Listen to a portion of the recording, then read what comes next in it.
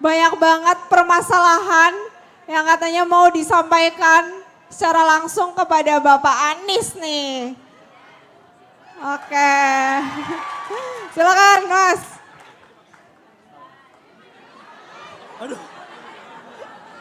Aduh.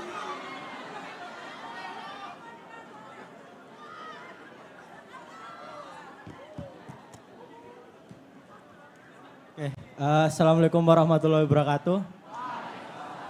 Aduh, grogi sekali ya teman-teman. Tapi harus menyampaikan keresahan, karena ini keresahan dari bapak saya ataupun supir-supir yang ada di Indonesia. Mohon maaf Pak, perkenalkan nama saya Dezan Claudio. Dezan. Ya, Dezan.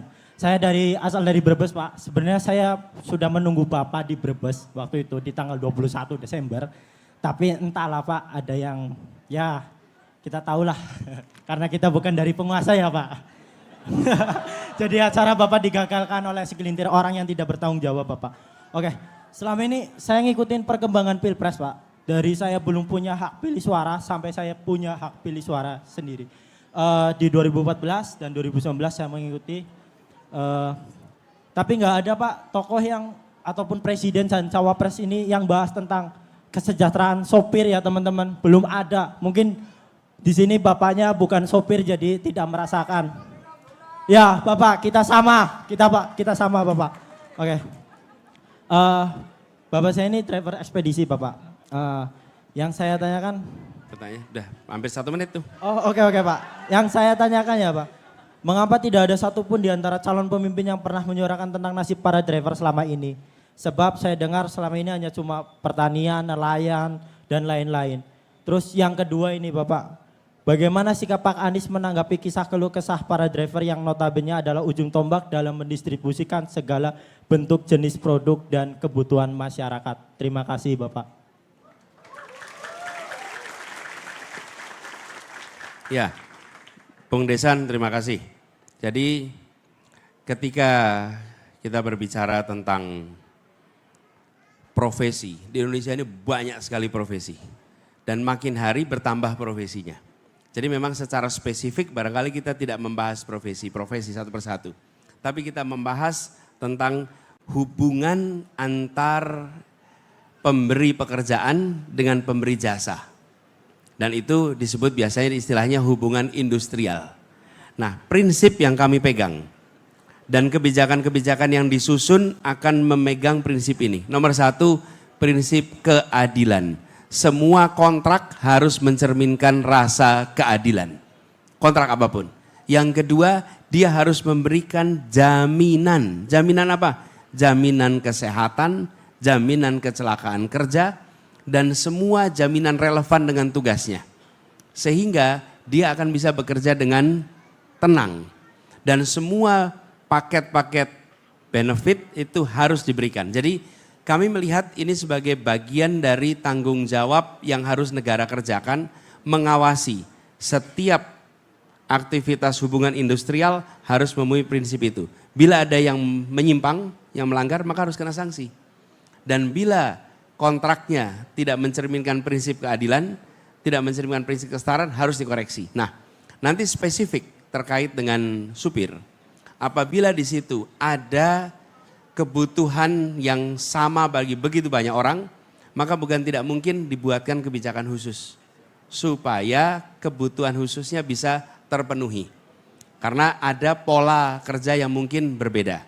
Jadi buat Bung Nizan, malah saya mau masih harapan nih, bantu kami memberikan beberapa poin yang menurut Bung Nizan perlu dapat perhatian yang berbeda dengan profesi-profesi yang lain. Gitu ya?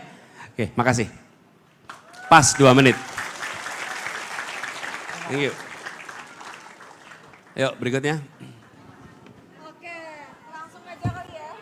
Depan Mbak, depan Mbak, belum Mbak. Depan Mbak. Selanjutnya nih karena aku belum dengar dari sana. Sabar. Aku pengen dari bapak-bapak atau ibu-ibu karena dari tadi kan anak muda ya. Jadi pengen dengar keresahan dari orang tua juga. Silakan bapak-bapak yang di belakang. Yang sebelah kipas, maju Pak.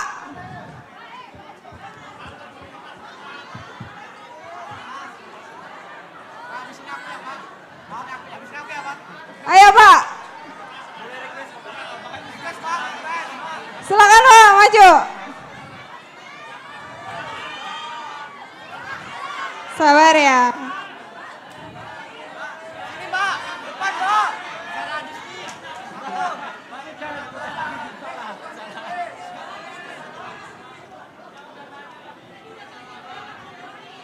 Langsung aja Pak. Untuk pertanyaannya bisa langsung disampaikan aja ya Pak. Maju dulu ke sini.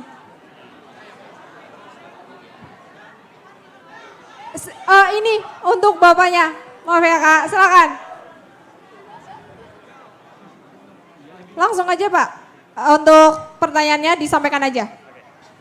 Assalamualaikum Pak Anies. Baik, terima kasih. Perkenalkan dulu saya Hanu Widi Permono Pak Anies. Ya panggilan Hanu. Ya saya dari Purwokerto bekerja di suatu pesantren boarding school di Purbalingga. Ya yang mau saya tanyakan langsung ini Pak Anies. Yang pertama, saya berprofesi sebagai guru.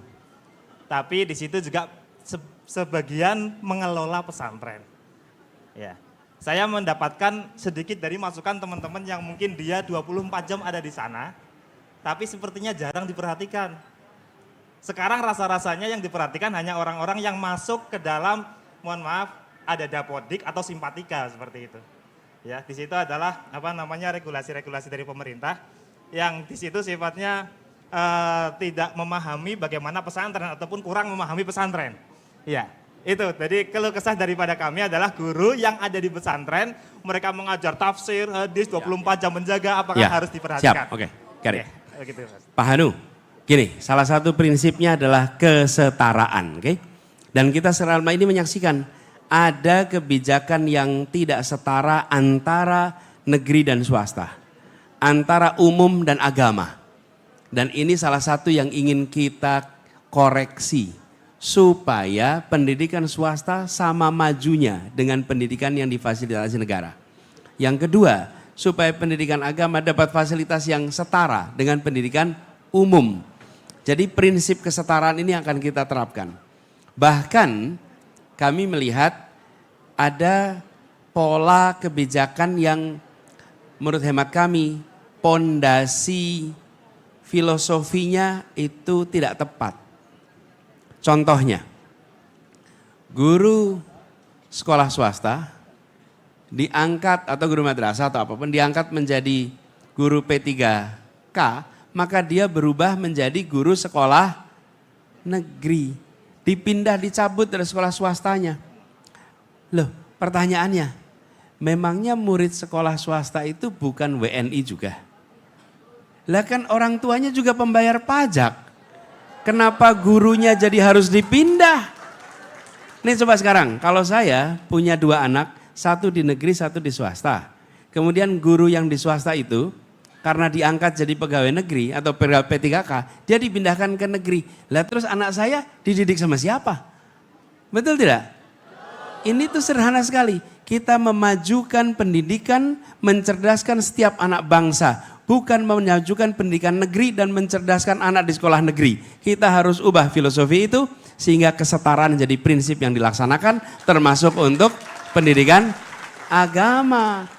Jadi dengan begitu, dan saya terus terang saya sering sampaikan, kami di pemerintahan harus berterima kasih pada swasta, harus berterima kasih pada pondok, harus berterima kasih pendidikan agama.